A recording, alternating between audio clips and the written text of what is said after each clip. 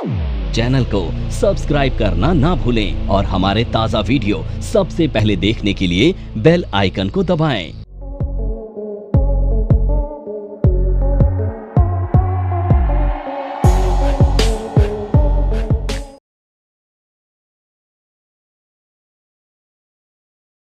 तो पहले ऐसे समझते हैं कि जो आप देखते हो कि इकोनॉमी में जो चेंजेस आ रहे हैं उन चेंजेस को आप कैसे पहचानोगे। वो पहचानने के लिए आपको डेटा एनालिसिस करना पड़ता है और डेटा एनालिसिस आपको बताता है कि मार्केट का जो स्ट्रक्चर है यानी इकोनॉमी का हमारा जो स्ट्रक्चर है वो कितना स्ट्रांग है या कितना वीक है बेस्ड ऑन डेटा एनालिसिस। इसे एक एग्जांपल से समझते हैं। मान लेते हैं कि अगर आपको ये पता करना हो कि आप कितने फिट हैं तो इसका क्या तरीका होगा, आप ब्लड सैंपल्स टेस्ट करेंगे एंड उसके जो पैरामीटर्स आएंगे वो आपको बताएंगे आपकी बॉडी कितनी फिट है। ऐसे ही होगा। अब आपको ये पता करना है कि हमारी इकोनॉमी कितनी फिट है तो आपको जो डेटा हैं वो एनालाइज करने पड़ेंगे और वो आपको बताएंगे कि हमारी इकोनॉमी कितनी ज़्यादा स्ट्रांग है या कितनी ज़्यादा वीक है। अब ये लॉन्ग टर्म में ना डेटा बहुत ज़्यादा इंपॉर्टेंट हो जाते हैं। देखो बैक टू बैक जब ना डेटा एनालाइज करते हो आप और देखते हो कि डेटा रिलीज के बाद आप देख रहे हो कि डेटा की जो वीकनेस है वो कंटिन्यू है तो आपको समझ में आता है कि इकोनॉमी में कुछ दिक्कत आने वाली है और आप अपने आप को संभाल लेते हो। आप क्या करते हो, अपने पैसे को मार्केट से निकाल लेते हो, ठीक है। और अगर डेटा अच्छा आ रहा है तो आपको समझ में आता है कि ग्रोथ हो सकती है तो आप क्या करते हो, आप अपना पैसा इन्वेस्ट करते हो मार्केट में। तो डेटा ना बेसिकली वो साइन है जो आपको बताता है कि मार्केट में क्या खराबी हो रही है और क्या अच्छी चीजें हो रही हैं। तो आप मार्केट की स्ट्रेंथ को किससे आइडेंटिफाई करते हो, डेटा एनालिसिस से। अब ये जो डेटा एनालिसिस है ना ये एक बहुत सही पैरामीटर है मार्केट की स्ट्रेंथ को, इकोनॉमी की स्ट्रेंथ को आइडेंटिफाई करने के लिए, ठीक है। अब कुछ डेटा होते हैं जो वीकली तौर पर भी आ सकते हैं, 15 दिन में आते हैं, कुछ महीने में आते हैं, कुछ 3 महीने में आते हैं। अब सवाल ये उठता है कि जो डेटा की फ्रीक्वेंसी जितनी हाई होगी उतना इम्पैक्ट कम होगा, ठीक है, और जिसकी फ्रीक्वेंसी जितनी ज़्यादा ड्यूरेशन की होगी उतना उसका इम्पैक्ट भी ज़्यादा होगा। एग्जाम्पल के तौर पर क्वार्टरली आने वाला डेटा ज़्यादा इम्पैक्टफुल होगा रादर देन 1 मंथ वाला, ठीक है। तो कुछ डेटा जो आते हैं वो मंथली बेसिस पर होते हैं। अब यहां पर डेटा बहुत सारे होते हैं पर मैंने आपके लिए वो डेटा को शॉर्टलिस्ट किया है जिनका इंपैक्ट मार्केट पे बहुत ज्यादा है, ठीक है। तो उनकी आज हम बात करेंगे। तो देखिए अब डेटा ना हम जो एनालाइज करेंगे ना वो करेंगे फॉरेक्स फैक्ट्री, एक वेबसाइट है फॉरेक्स फैक्ट्री। तो आपको डेटा को देखने के लिए फॉरेक्स फैक्ट्री पर जाना है और ये forexfactory.com पे हमें सारे डेटा मिल जाएंगे। अब डेटा हमें देखने हैं केवल और केवल इंडिया और अमेरिका के, और एक डेटा हमने देखना है चाइना का, वो मैं स्पेसिफिक कर दूंगा कौन सा देखना है। तो हमको ये दोनों कंट्रीज के डेटा देखने हैं, इंडिया और अमेरिका के, ठीक है। इंडिया के इसलिए क्योंकि हम रहते हैं इंडिया में और इंडिया की मार्केट में इन्वेस्ट करते हैं, और यूएस का मार्केट इसलिए देखना है क्योंकि भाई वहां से डायरेक्शनल तो सबको मूव वहीं से मिलता है। तो इसीलिए हम इन दोनों डेटा को ज़्यादा इंपॉर्टेंस देंगे, ठीक है। अब यहाँ पर जो पहला डेटा है हम उसको एनालाइज करते हैं। तो हमें सबसे पहला इंडिया का डेटा देखना है जिसका नाम है जीडीपी। अब ये जो जीडीपी है ना ये एक बहुत बड़ा डेटा है, ठीक है।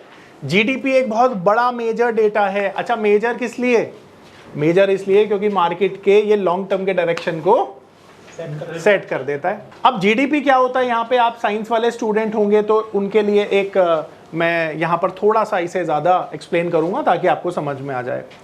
तो देखिए हमारी जो इकोनॉमी है ना, इंडियन इकोनॉमी, उसकी कुछ बाउंड्रीज हैं।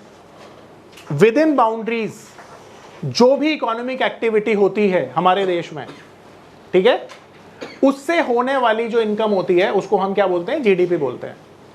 अब अगर हम इसे सेक्टर में क्लासिफाई करें तो जितनी भी इकोनॉमी एक्टिविटी हो रही है ना वो 3 सेक्टर में ही होती हैं। तो पहला जो सेक्टर होता है उसको हम बोलते हैं प्राइमरी सेक्टर, ठीक है। अब ये प्राइमरी सेक्टर वो सेक्टर होता है जहां पर जमीन से जुड़ा हुआ काम, जमीन यानी भूमि से जुड़े हुए काम होते हैं, जैसे एग्रीकल्चर, फिशिंग, ठीक है। ये सारे काम इस सेक्टर में काउंट किए जाते हैं। अब दूसरा सेक्टर होता है जिसे हम बोलते हैं सेकेंडरी सेक्टर। अब देखो ये सेकेंडरी सेक्टर वो सेक्टर है जहां पर कन्वर्जन हो रहा है, एक चीज को दूसरे रूप में परिवर्तित किया जा रहा है, जैसे शुगर मिल, फैक्ट्रीज, ठीक है, उसको हम सेकेंडरी सेक्टर में मानते हैं, यानी जितनी मैन्युफैक्चरिंग वो सारे के सारे सेक्टर सेकेंडरी में आते हैं। तीसरा है सर्विस, इसे टर्शरी भी बोला जाता है। तो जो सर्विस सेक्टर है ना, अब जो तीसरा सेक्टर है उसे हम कहते हैं सर्विस इंडस्ट्री या सेक्टर। अब ये जो सर्विस सेक्टर है, यहाँ पे जितनी भी सर्विसेज दी जाती हैं, सेवाएं दी जाती हैं, चाहे वो टेलीकम्युनिकेशन हो, चाहे वो हॉस्पिटल हो, चाहे वो और कोई एजुकेशन हो, ठीक है, होटल्स हो, ये सारी की सारी इसके अंडर में आते हैं, ठीक है। अब एक साल के दौरान, क्योंकि हम क्या फॉलो करते हैं, हम फाइनेंशियल ईयर फॉलो करते हैं जो 1 अप्रैल से 31 मार्च तक होता है। तो इस दौरान इन सेक्टर्स में ना जितनी भी इकोनॉमिक एक्टिविटी हुई है, उनका जो फाइनल वैल्यू है उसको हम क्या बोलते हैं, जीडीपी बोलते हैं, ठीक है। तो समझो 100 रुपया हमें यहाँ से मिला, ठीक है, 200 रुपया हमको यहाँ से मिला और 300 रुपया हमको यहाँ से मिला। तो इन सबका जो टोटल होगा 600 रुपीज़, ये हमारा जीडीपी है, ठीक है। तो फाइनल वैल्यू जो है 600 रुपया, ये हमारा जीडीपी है, ठीक है। अब सवाल ये उठता है कि हमारे लिए ये डेटा क्यों इंपॉर्टेंट हो जाता है। तो देखो भाई, सिंपल सी बात है कि अब प्राइमरी सेक्टर में बहुत सारी कंपनियां जो लिस्टेड हैं, सेकेंडरी में लिस्टेड है और टर्शरी में यानी सर्विस सेक्टर में भी लिस्टेड है। टोटल मिला के हमारी इकोनॉमी में, हमारे स्टॉक मार्केट में 7000 से ज़्यादा कंपनियां लिस्टेड हैं। तो ये जो 7000 से ज़्यादा कंपनियां जो लिस्टेड है ना, ये कंट्रीब्यूट करती हैं हमारे जीडीपी में। यानी कि इस जीडीपी का ना 70 से 75% कंट्रीब्यूशन इन्हीं लिस्टेड कंपनी से आ रहा है। तो अब मुझे बताइए कि अगर जीडीपी का ग्रोथ होगा तो इनडायरेक्टली डायरेक्टली 7000 कंपनी का भी तो ग्रोथ होगा। तो अगर ये 7000 कंपनी का ग्रोथ होगा तो इनके प्राइजेस भी तो स्टॉक मार्केट में ग्रो करेंगे। अगर प्राइस ग्रो करेंगे तो फायदा तो आपका भी होगा, स्टॉक मार्केट में निवेशक का भी होगा। तो हमारे लिए ये नंबर इसलिए इंपॉर्टेंट हो जाता है कि डायरेक्टली अगर हमें ये देखना है कि इंडियन मार्केट में, इकोनॉमी में ग्रोथ हो रही है, तो वो जीडीपी से डायरेक्टली देखा जा सकता है। ये एक एस्पेक्ट हुआ। दूसरा एस्पेक्ट देखिए, तो जितने भी बड़े बड़े निवेशक हैं जो फॉरेन से आपकी कंट्री में आते हैं, इन्वेस्ट करते हैं, वो क्या देखते हैं, वो तो ग्रोथ देखते हैं। अगर समझिए कि वो किसी ऐसी कंट्री में पैसा लगाएंगे जहां पर उनके पैसे की ग्रोथ हो, तो उनको कोई ना कोई तो पैरामीटर रिसर्च करना पड़ेगा, स्टडी करना पड़ेगा। और वही पैरामीटर कौन सा है, तो जीडीपी जिस कंट्री का ग्रो करता है उस कंट्री में बाहर से इन्वेस्टमेंट आती है। ये लॉजिक है जिसकी वजह से मार्केट ऊपर जाता है।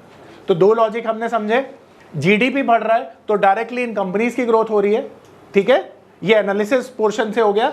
और दूसरी चीज कि जीडीपी बढ़ने से हर कंट्री में फॉरेन इन्वेस्टमेंट आती है जिससे आपकी कंट्री का स्टॉक मार्केट ऊपर जाता है।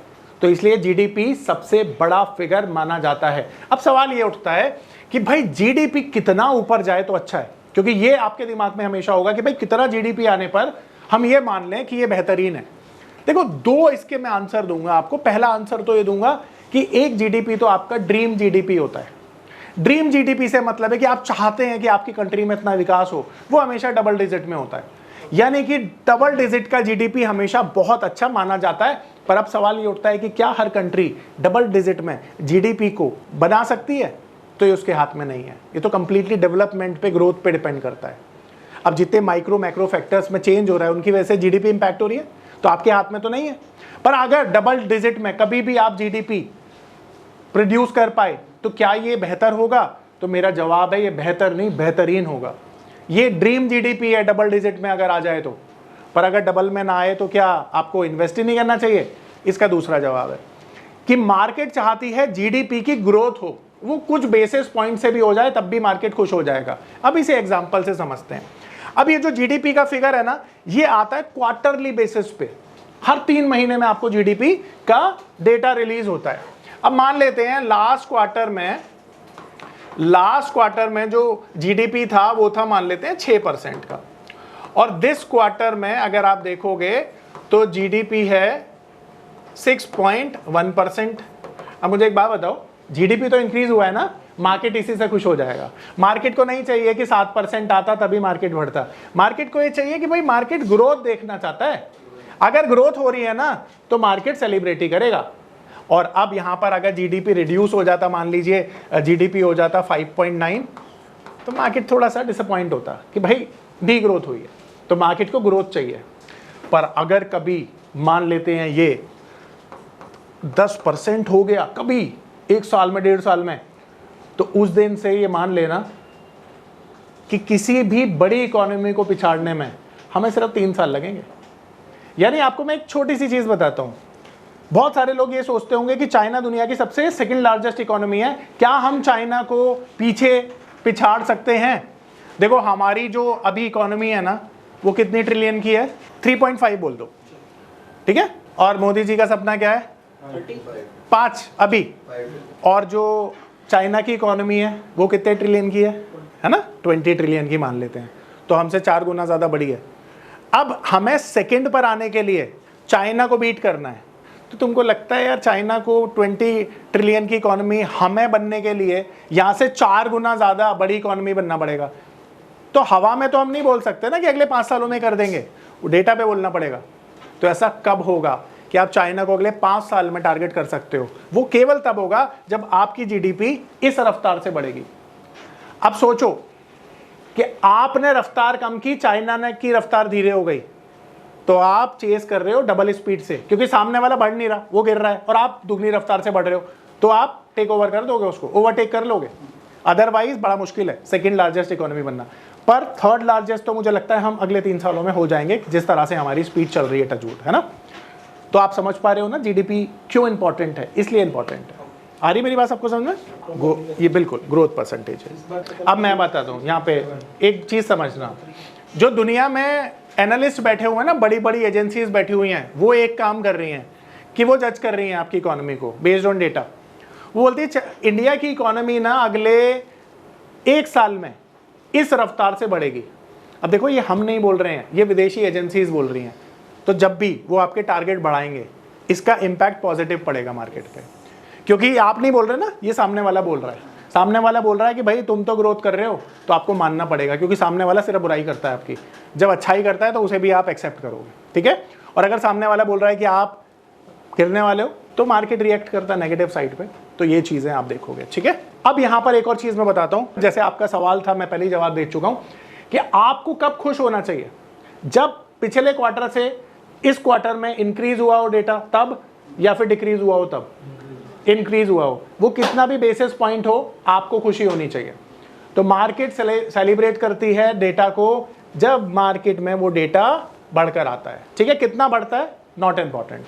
www.onlinenifm.com NIFM के ऑनलाइन एजुकेशन प्लेटफॉर्म पर बहुत से ऐसे कोर्स थे जिनसे मैं अपने स्टॉक मार्केट में इन्वेस्टमेंट और ट्रेडिंग के सपनों को पूरा कर सकता था, जैसे कि stock market trading beginners course, NIFM certified smart investor course, advance level smart investor course, technical analysis course, fundamental analysis course, options trading strategies, research analyst certificate course, diploma in financial market course, और ना जाने ऐसे बहुत से course उपलब्ध है। फिर मैंने www.onlinenifm.com की साइट पर जाकर NIFM का NIFM certified smart investor course को ऑनलाइन परचेज किया, जिसको सीखने के बाद मैंने जाना कि शेयर मार्केट से पैसा कमाना कितना आसान है। बस आपको एक सही प्लेटफॉर्म की जरूरत है, जो है www.onlinenifm.com। NIFM के ऑनलाइन प्लेटफॉर्म की वजह से मैंने लॉकडाउन के दौरान शेयर मार्केट से अच्छी इनकम भी जनरेट की। थैंक्स NIFM, जिसकी वजह से आज मैं एक होटल मैनेजर से प्रोफेशनल ट्रेडर बन पाया। कॉल 8588868475 और विजिट www.onlinenifm.com।